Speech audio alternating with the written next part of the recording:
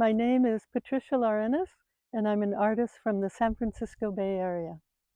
So we're making rust pigment from rust, and also charcoal paint that we'll show here. First, my story is that I came to Desert Dairy thinking that I would find colorful pigments in the earth, meaning that there would be ochres because it's a desert, and I'm not very familiar with the desert since I'm from the San Francisco Bay Area.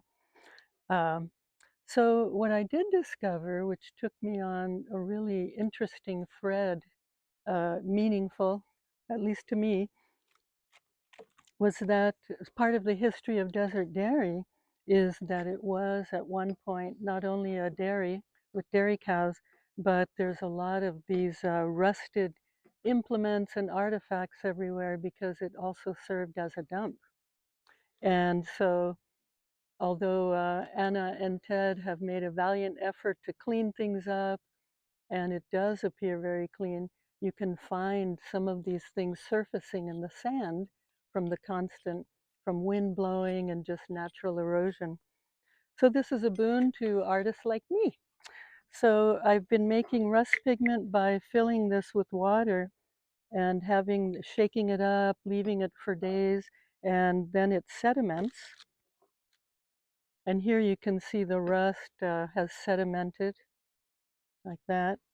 And I've already made I've made a couple of rounds of this. Here I'm going to get it solubilized again. So what I do is I sediment it, and through different pourings, make sure there's no sand. And then I use a muller. In this case, this is thrift store tools, but it works very well. This was a candlestick holder. And what I'm doing here, this doesn't require grinding as pigments from ochres and rocks might. I've added some honey as a binder.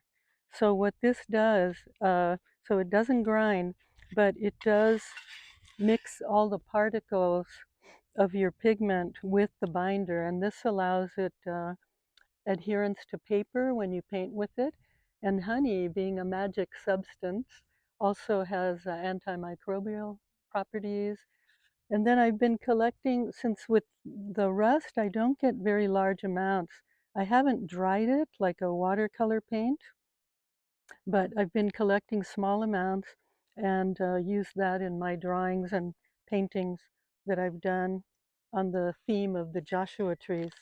My sister, who has joined me for my last few days here, we have been mulling charcoal. And this is charcoal that I've collected from two different sites on the property. And then we grind it with a mortar and pestle until we get a fine powder. And then it's put through a sieve, and it will go right onto the mortar. And we'll mull it with the glass muller. And again, we'll add some honey as our binder. And then the final product, which you can use as you do any watercolor paint, is I like to set them into these screw cap bottle tops. And then you can use a mint tin, which happens to fit these perfectly. I believe we can fit about 6 of them in here.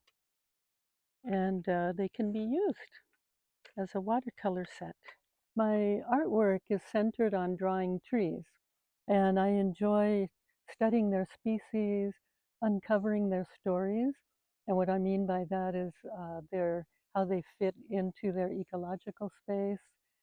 Sometimes with an older tree, the elder trees, such as this one, which as I understand is about a century old, um, I enjoy studying individual trees and making drawings of them, getting to know them. It's a way to understand my subject.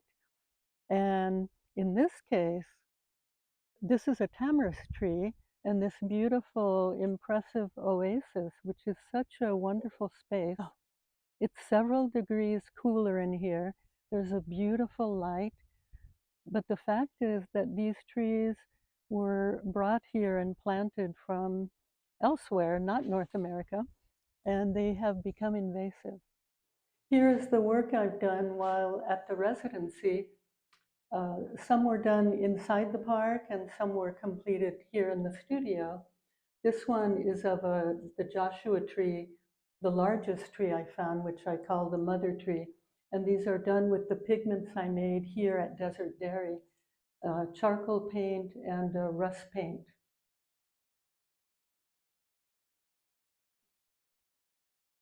Over here is an example of the rust paint. I only got a small quantity, so it's in this bottle here.